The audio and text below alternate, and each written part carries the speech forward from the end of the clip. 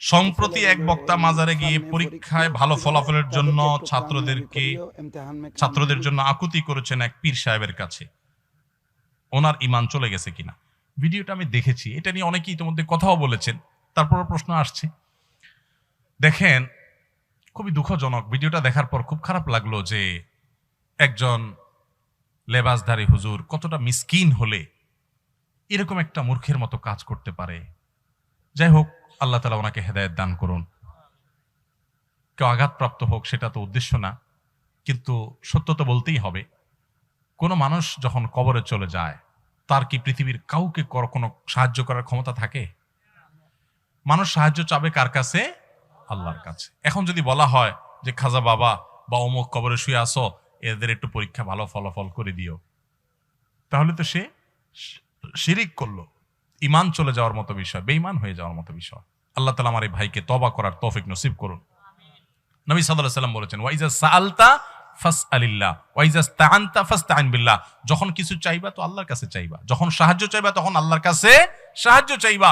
ইয়াকা না'বুদু ওয়া ইয়াকা নাস্তাইন, আল্লাহ শিখাইছেন আল্লাহ তোমারই ইবাদত করি আর তোমার কাছেই সাহায্য চাই, মাজারওয়ালার কাছে না। আমার ছেলে মেয়ে, আমার সন্তান, কোনো কিছু দেওয়ার মালিক ওই মাজারওয়ালা না, দেওয়ার মালিক কে? আল্লাহ। সেদিন ব্রাহ্মণবাড়িয়া যাচ্ছি, যে ৩-৪ দিন আগের ঘটনা, এক প্রোগ্রামে। তো আমার পিছনের সিটে এক ইয়াং ছেলে বসছিল, আমি একটু ঘুমাইছিলাম, পরে উঠে পরে যখন নামতেছি তাড়াতাড়ি 2টা কলম নিয়ে আসছে। আমার আবার একটু কলম দরকার ছিল, কিছু একটু লিখবো, বক্তব্যের নোট করব, কলম পাচ্ছিলাম না পকেটে। তো সে কলম ধরাতে আমি খুশি হয়ে গেছি। আমি চিন্তা করলাম, আরে আমি কি আল্লাহর ওলি হয়ে গেলাম নি কোনো, যে কলম দরকার, এটা কলম ধরে বসে আছে সামনে। তখন সন্দেহ হলো 2টা ধরছে কে আবার। পরে দেখি আবার পুরান কলম সে ধরছে। আমি বললাম, কিরে বাবা? আমি বলছি আমার গিফট করতেছে মনে হয়, আমার কলম দরকার এই টাইমে, আমার কারামত যায় এগুলো কিনা। পরে বলে যে না, আমার বোনের কালকে এসএসসি পরীক্ষা, একটু ফু দিয়ে দেন। তো আমি বললাম, শোনো, পরীক্ষা ভালো ফলাফলের জন্য ভালো করে পড়ালেখা করতে হবে, আল্লাহর কাছে দোয়া করতে হবে, সাহায্য চাইতে হবে। আমি দোয়া করে দিলাম, আল্লাহ তোমার বোনের ভালো ফলাফল দেখ, তাকে শরিয়া সম্মত চলার তৌফিক দান করো, দোয়া করে দিলাম, যাও। না হুজুর, একটু কলমটা ফু দিয়ে দেন। আমি, কলম ফু দিলে কি লাভ হবে? আপনি একটু কুলফু আল্লাহ পড়ে ফু দেন। বলছে আপনি কুলফু আল্লাহ পড়ে ফু দেন। তো আমি কি আর করবো, বেচারা দেখি ছাড়ছে না, নাছর বান্দা। তো আমি কুলহুল্লাহ পড়েই ফু দিয়ে দিছি ওর কথা অনুযায়ী, যে ওষুধ ওই লেখছে, প্রেসক্রিপশন ওই লেখছে, আমি শুধু ওষুধটা দিয়ে দিলাম। কি করব সেটাই লিখে দিছে ও, যে এটা বলে দেন। তো আমি কি করব, আমার ডিসপেন্সারি ম্যান বানাইছে আর ও ডাক্তার হয়েছে, বলে দিছে যে আপনি কুলহু আল্লাহ পড়ে ফু দেন। তো আমি কুলহু আল্লাহ পড়ে ফু দিয়ে দিছি। আমি এই জন্য প্রায় বলি, ফাঁকিবাজ পোলা পান সারা রাত টোটো করে ঘুরে বেড়াইছে, মোবাইল টিপি করছে, এটা সেটা করে বেড়াইছে, এখন পরীক্ষার আগ দিয়ে মাথা নষ্ট, হাই হাই কি করবো, এবার যায় হুজুর একটু ফু দিয়ে দেন, এটা দোয়া করে দেন। যারা দোয়া চায়, ফু চায়, সবাই যে ফাঁকিবাজ আমি তা বলতেছি না, কিন্তু ফাঁকিবাজ পোলা পানের মার্কা এটা। আর ভালো ছাত্র হলে, ভালো মানুষ হলে সে পড়ালেখা করবে, এরপর আল্লাহর কাছে দোয়া করবে, 2 রাকাত নামাজ পড়বে, চলে যাবে, শেষ। অতএব এই পরীক্ষায় ভালো ফলাফল বা অন্য কোনো কিছু, এগুলোর মালিক কে? আল্লাহ। আল্লাহর কাছে দোয়া করতে হবে। কোনো পীর বা কোনো মাজারে থাকা কোনো মানুষের ক্ষমতা নাই কোনো মানুষের পরীক্ষার ফলাফল নিয়ন্ত্রণ। খুশি হয়ে ফার্নিচার দিলে সেটা নেওয়া যাবে কিনা? খুশি হয়ে দিলে নেওয়া যাবে কিনা? ভাই, এখন ঘুষের অপর নাম হলো খুশি হয়ে দিলাম ভাই, এটা হলো ঘুষের অপর নাম। ঘুষকে এখন কেউ বলে না ভাই ঘুষ দিলাম, কি বলে? খুশি হয়ে দিলাম ভাই। ভাই আমি খুশি হয়ে দিলাম ভাই, আপনি মনে কিছু করেন না ভাই, আমার মনে কিছু নাই ভাই, আমি খুশি হয়ে দিলাম। এই জন্য আমি বলি, ঘুষের অপর নাম হলো খুশি হয়ে দিলাম ভাই। যৌতুকের অপর নাম হলো শ্বশুররা খুশি হয়ে দিছে। যৌতুকের অপর নাম হলো খুশি হয়ে দিলাম বাবা। হ্যাঁ, এই যত খুশি হয়ে দিলাম দেখেন, এগুলোর সবগুলোর ভিতরে ভেজালের গন্ধ আছে। এত খুশি হওয়া হয়ে লাগবে কেন? খুশি হয়ে আপনারা দেয়, আমার তো দেয় না। বুঝেন নাই কথা? আপনারা কেন দিচ্ছে, আমাকে তো দিচ্ছে না।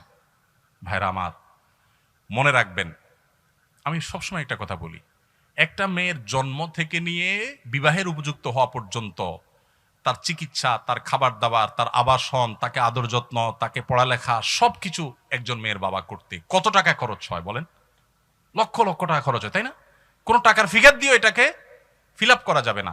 এরপরে রেডি করার পর মেয়েটাকে তুলে গাড়িতে উঠে আপনার বাড়িতে দিয়ে দিচ্ছে সারা জীবনের জন্য। পড়ালেখা করেছে তো মেয়ের বাপ মা সুবিধা ভোগ করবে, আপনার ছেলে মেয়ে আপনার সংসারে যায় আপনার বাপের বাড়িতে গিয়া। রান্নাটা শিখেছে তার মা, রান্না করে খাওয়াবে আপনার 14 গোষ্ঠীরে আপনাকে। তাকে বড় করেছে তার বাপ মা, আপনার সুবিধা ভোগ করবেন আপনি। আপনার তো উচিত শ্বশুর মশাইয়ের কাছে যায় বলা, আব্বাজি আম্মাজি আপনাদের এই মেয়েকে জন্ম থেকে এই পর্যন্ত বড় করতে মোট কত টাকা, কত পয়সা, কত কষ্ট, কত রাত জাগা, কত কি করেছেন, এই সবগুলো হিসাব করে ফিগার দেন। আমি ফকিন্নির পুত যদি সব দিতে নাও পারি চেষ্টাটা করব। বলা উচিত তো সেটা না করে উল্টা বলতেছেন আব্বাজি এখন ফ্রিজ তো আমার দরকার নেই, আপনার মেয়েরই তো লাগে একটা। মোটরসাইকেল তো আমার না হইলেও চলে, আমি তো এক এমনিও যাইতে পারি, কিন্তু আপনার মেয়ের জন্য তো একটা মোটরসাইকেল লাগে। আমি এই জন্য বলি এই মানুষগুলোর ভাঙা থালা নিয়ে রাস্তায় বসা উচিত। এই যৌতুক নেওয়ার চাইতে ভিক্ষা করা অনেক উত্তম। আবার একইভাবে অনেক মেয়ের বাবারা মোটা অঙ্কের মোহর ধরা ছাড়া মেয়ে বিয়ে দেয় না, আছে না নাই? ছেলেরা বিয়ে করতে পারে না তাদের মোহরের অত্যাচারে, সেটাও আরেক জুলুম। মনে রাখবেন এই জুলুমগুলো আমাদের অশান্তির পথে নিয়ে যায়। এখন এই যে সংসারে শান্তি নেই, দেখেন যত বিয়ে হয়, বিয়ের হাবভাব দেখলে মনে হয় আরে বাবা গোটা জগৎ মনে হয় জয় করে ফেলবে। বড় গেট, বিশাল বড় প্যান্ডেল, 2 মাইল পর্যন্ত লাইটিং, কি বিশাল আয়োজন, হাজার হাজার মানুষ খাচ্ছে, ডোল তবলার আওয়াজের চোটে মানুষের বদদোয়া, বাচ্চার কষ্ট, হার্টের রোগীর জীবন শেষ, সব ধ্বংস হয়ে যাচ্ছে। উনি কিছু একটা গড়ায় ফেলতেছে, বিয়ে করে ফেলতেছে, বিয়ে হইতে না হইতে ভাঙতে দেরি নেই। ঠিক না ভাই? ঠিক। যত গর্জে তত বর্ষে না। আর ওই যে চাচা জেঠারা আছে এখানে, বাপ চাচারা আছে, মুরব্বীরা আছে, ভিতরে ভিতরে একটু খোঁজ নেন তো। বিয়ের সময় এই সমস্ত আপনাদের মতো এত ডোল তবলা বাজানি তো পরের কথা, এত ডাকডোল পিটানো তো করার কথা, এত জাকজমক করা তো পরের কথা। কোন রকম যে বিয়ে করে চলে আসছে টেরও পায় নাই তেমন কেউ, চুপে চাপে বা অল্প স্বল্পর মধ্যে সেরে ফেলছে। কিন্তু চাচির সাথে মহব্বত এত শক্ত, মাশাআল্লাহ, এত প্রগাঢ় যে আপনাদের ভালোবাসা যদি মেড ইন চায়না হয়, ওনাদেরটা মেড ইন জাপান। আল্লাহ তাআলা আমাদেরকে এই যৌতুকের অভিশাপ থেকে মুক্ত হওয়ার তৌফিক দান করুন। এই দেশ থেকে যৌতুকের এই অভিশাপকে ঝাঁটা মেরে বিদায় করেছেন ওলামায়ে কেরাম। আলেমদের অবদান অনেকে খুঁজে পায় না। মসজিদ এবং মাহফিলগুলো থেকে যৌতুককে বিদায় করা হয়েছে। এখনো পর্যন্ত মাদক যতটা নিয়ন্ত্রণে আছে তার সবচেয়ে বড় অবদান দেশে আলেমদের, আলহামদুলিল্লাহ। অতএব সমস্ত অন্যায় ছেড়ে দিবেন। আস-সুন্নাহ ফাউন্ডেশন, উম্মার স্বার্থে সুন্নাহর সাথে।